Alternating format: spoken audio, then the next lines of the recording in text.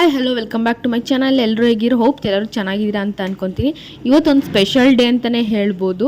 ಶ್ರೀರಾಮ ನವಮಿ. ನಮ್ಮನ್ನು ಹೇಗೆಲ್ಲ ಮಾಡ್ತೀವಿ, ನನ್ನ ರೋಟೀನ್ ಹೇಗೆಲ್ಲ ನಡೆಯುತ್ತೆ ಅಂತ ನಿಮಗೂ ತೋರಿಸ್ತೀನಿ, ಬನ್ನಿ ನೋಡ್ಕೊಂಡು ಬನ್ನಿ.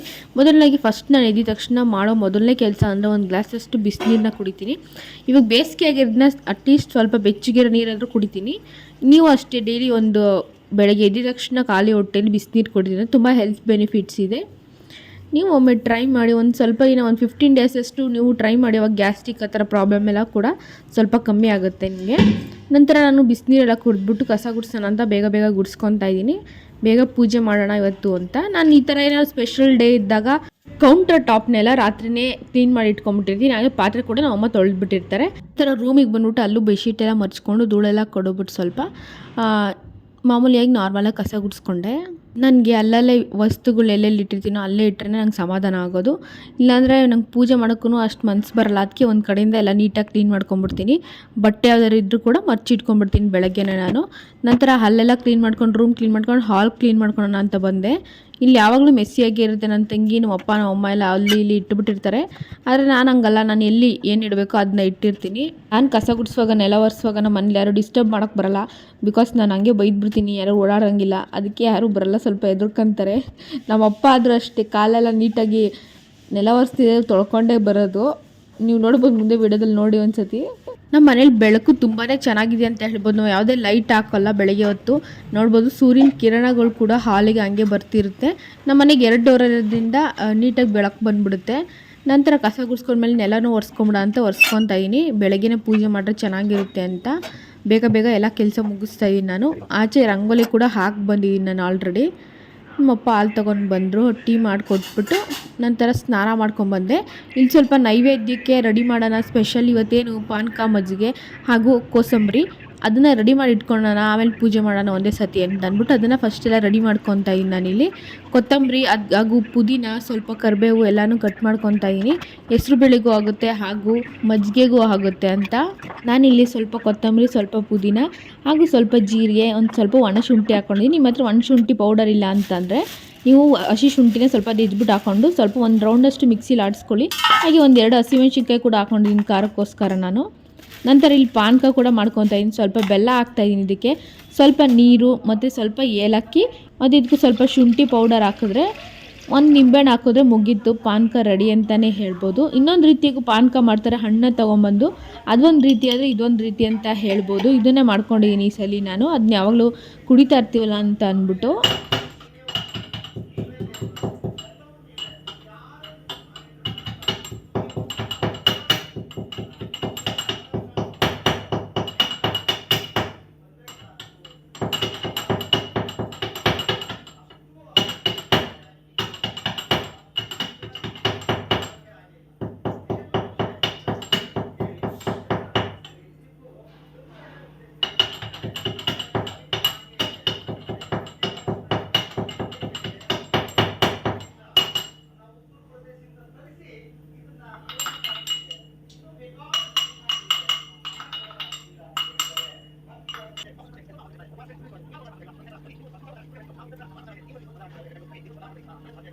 ಹಾಗೆ ಇಲ್ಲಿ ಮಜ್ಜಿಗೆಗೂ ಹಾಗೂ ಹೆಸರು ಬೇಳೆಗೂ ಎರಡಕ್ಕೂ ಆಗುತ್ತೆ ಅಂತ ಒಂದೇ ಸತಿ ಒಗ್ಗರಣೆ ಮಾಡ್ಕೊತಾ ಇದ್ದೀನಿ ನಾನು.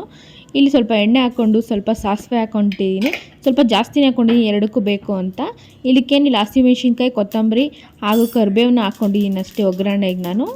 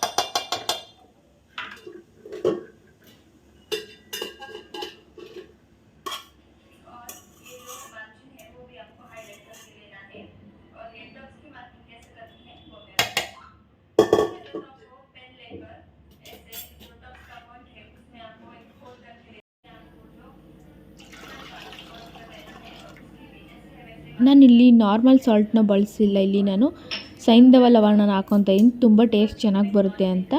ನೀವು ನಿಮ್ಮ ದಿನನಿತ್ಯದ ಉಪ್ಪನ್ನು ಆ ಉಪ್ಪು ಬದಲು ಈ ಉಪ್ಪಿಗೆ ಶಿಫ್ಟ್ ಆಗಿ ತುಂಬಾ ಹೆಲ್ತ್ ಬೆನಿಫಿಟ್ಸ್ ಇದೆ ಈ ಉಪ್ಪನ್ನ ಯೂಸ್ ಮಾಡೋದ್ರಿಂದ.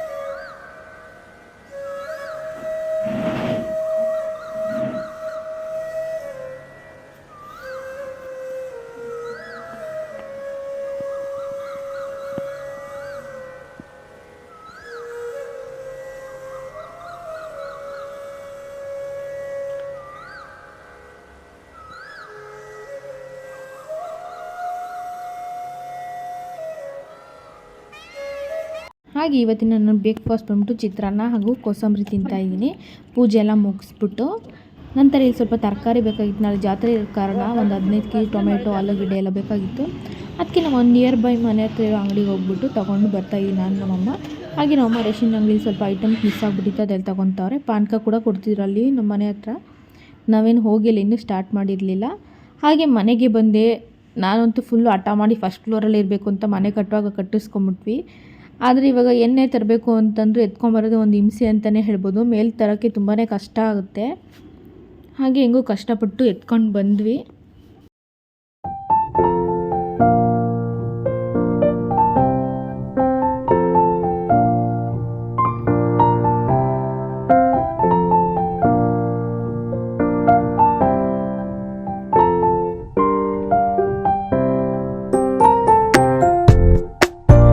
ರಂಗೋಲಿ ಕೂಡ ಹಾಕಿದ್ದು ನಾನೇ.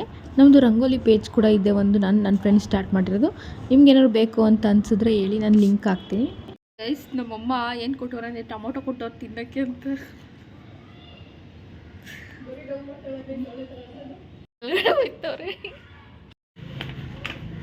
ಕೆಳಗಡೆ ಹೋಗ್ತಾ ಇದ್ದೀನಿ.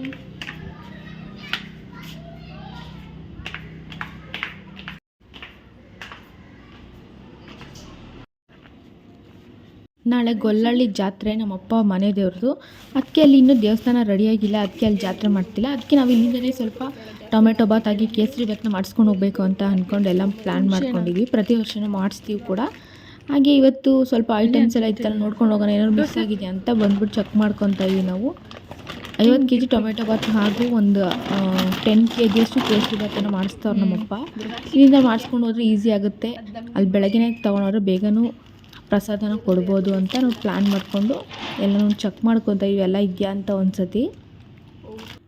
ನನ್ನ ವಿಡಿಯೋ ಏನಾದ್ರು ನಿಮ್ಗೆ ಇಷ್ಟ ಆಗ್ತಿದೆ ಒಂದು ಪುಟ ಲೈಕ್ ಮಾಡಿ, ಶೇರ್ ಮಾಡಿ, ಕಮೆಂಟ್ ಮಾಡಿ. ಇನ್ನೂ ಸಬ್ಸ್ಕ್ರೈಬ್ ಮಾಡ್ದೆ ನೋಡ್ತಿರೋ ಪ್ಲೀಸ್ ಸಬ್ಸ್ಕ್ರೈಬ್ ಮಾಡ್ಕೊಂಡು ನೋಡಿ. ಮುಂದೆ ಇನ್ನೂ ಹೊಸ ವೀಡಿಯೋಸ್ನ ನಾನು ಹಾಕ್ತಾನೆ ಇರ್ತೀನಿ. ನಿಮ್ಗೇನಾದ್ರು ಚೇಂಜಸ್ ಬೇಕು ಅಂತ ಅನಿಸಿದ್ರು ಕೂಡ ಕಮೆಂಟ್ ಮಾಡಿ ತಿಳಿಸಿ. ಇದು ನೋಡ್ಬೋದು ಮಾವಿನಕಾಯಿ 20 ರೂಪೀಸ್ ಕೊಟ್ಟು ತೊಗೊಂಡಿದ್ದೀನಿ. ಫಸ್ಟ್ ಮಾವಿನಕಾಯಿ ಅಂತಲೇ ಹೇಳ್ಬೋದು, ಸೀಸನಲ್ಲಿ ಅಂಗಡಿಯಿಂದ ತೊಗೊಂಡು ಬಂದಿದ್ದೀನಿ. ಸಿಗೋಣ ನೆಕ್ಸ್ಟ್ ಬಾಯ್.